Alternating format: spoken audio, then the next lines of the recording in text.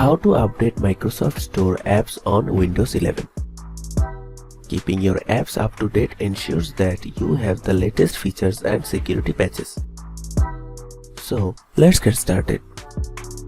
To update Microsoft Store apps on Windows 11, open the Microsoft Store app from Start menu.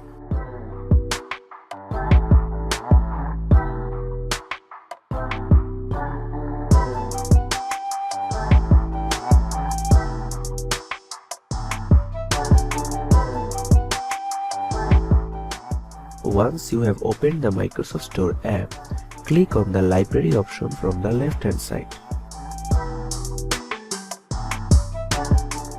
In the Library section, click on Get Updates to check for app updates. If there are any updates available, they will appear under the Updates tab. To update an app, click on the Update button next to the app's name. You can also update all your apps at once by clicking on Update All. If you want to enable automatic updates for your Microsoft Store apps,